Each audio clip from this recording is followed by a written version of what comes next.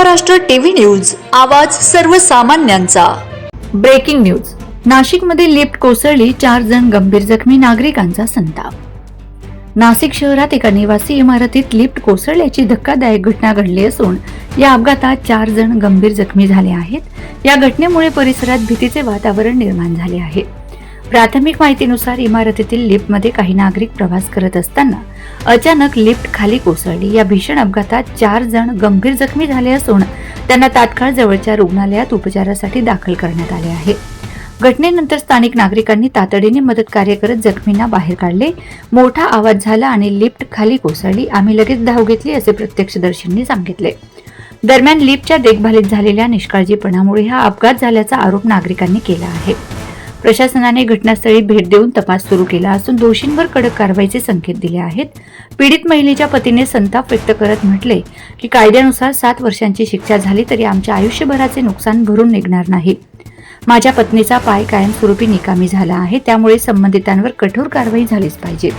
स्थानिक नागरिकांनीही बिल्डरवर कठोर कारवाई आणि पीडितांना योग्य नुकसान भरपाई देण्याची मागणी केली आहे।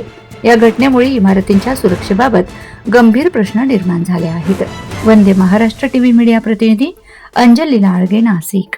जेवण करून वरती जात असताना 3ऱ्या मजल्यावरून अचानक लाईट बंद झाली आणि बिल्डिंग जशी खाली कोसळती तशी ती लिफ्ट क्षणार्धात खाली कोसळली। त्यात माझा मुलगा, 2 पुतणे आणि मी होते।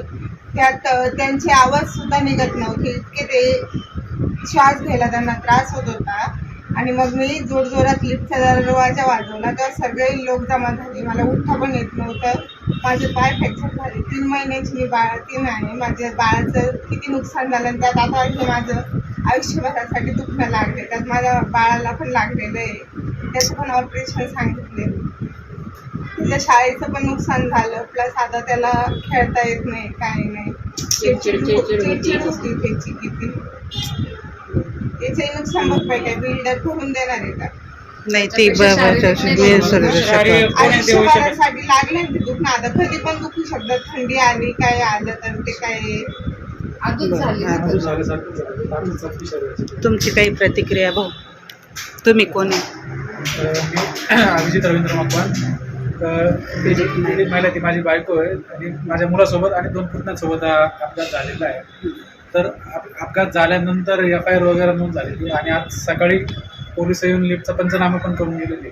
पण जो बिल्डर आहे तो अद्याप फरार आहे, त्याला अटक झालेली नाही। तो लिफ्ट वाल्याला पण अटक झालेली नाही की त्यांच्यावर जे कलम लागलेले एकदम लो 3 महिन्याची त्यांना नाच झाली। खूप आनंदाने बघायला फक्त आमच्या बिल्डिंगचे लोक त्यांचे ग्राहक असले होते। आमचे सगळ्यांचे जेवण वगैरे झाले, वारसं झालं। त्यांचे फर्स्ट जेवायचे राहिले, तिचे सासरे बोलले की तुझा बाळाजवळ तुझ्या आईला खाली जेवायला पाठवले, म्हणून ती वरती चालली होती। तिचा मुलगा 2 पुतण्या त्यांना तिला जोडी पाठवली होती वरती। आणि तेवढ्यात जसं ते पाठीमागं फिरले तेवढ्यात खळखळ लिफ्ट खाली आली। ही माझी नात तेवढ्यामध्ये आली, असं जोरात तिने कान दाबले, मध्ये पण आहे आली फुटेज दिले त्याच्यामध्ये। आणि तेव्हा ते लगेच कळालं की लिफ्ट पडली म्हणून। अशी पडली की तिची डायरेक्ट त्या बाईची पाय जागेवर ती बेशुद्ध होती। त्यावरती सगळ्यांनी मिळून तिला बाहेर काढलं असं, कोणी पाणी पास, कोणी काय करत होती, म्हणजे माझे पाय बेशुद्ध आल्यावर मला पाय नाही जाता येत। तसंच उचललं, गाडीत टाकलं आणि जेवढे झाले। मग तरी आम्ही काही बिल्डरला फोन केला होता। मी पीडित महिलेची सासू आहे। केवळ म्हणजे बिल्डरच्या दुर्लक्षपणामुळे आज ही सगळी घटना घडलेली आहे। त्याची जर वेळेस फोन उचलले असते, लक्ष दिलं असतं, सर्व्हिसिंग केली असते लिफ्टची, किंवा स्वतः येऊन फॉलोअप घेऊन बंदही करून ठेवले असते तरी आम्हाला काही प्रॉब्लेम नसता।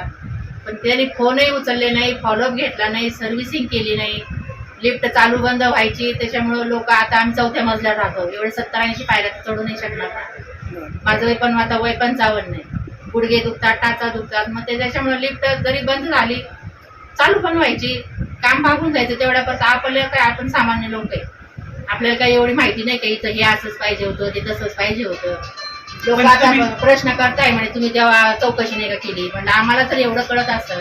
पण तुम्ही त्याच्याकडे बिल्डरवर अगोदर कंप्लेंट केलेलं होतं ना? बिल्डिंगचा याचा लिफ्टचा आवाज द्यायचा वगैरे तर त्यांनी लक्षच दिलं नाही ना त्या गोष्टीकडे. बिल्डिंग लिफ्टचा असा खटखट आवाज यायचा, स्लो चालायची, मध्येच बंदही पडून जायची, तरी तसं चालू होतं काम. मग त्या दिवशी त्याला माझ्याकडे सांगून पण त्यांनी दखल नाही हो, घेतली त्यांनी त्या काहीच फॉलो गोष्टीची. घेतला नाही, त्यांनी आला दखल नाही, घ्यायला पाहिजे होती त्या गोष्टीची.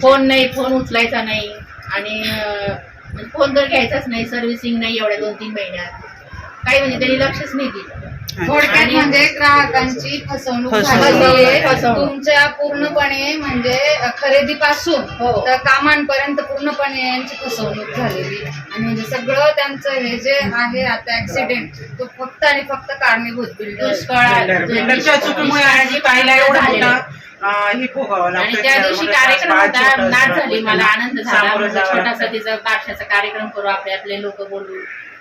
वंदे महाराष्ट्र टीव्ही न्यूज, आवाज सर्वसामान्यांचा.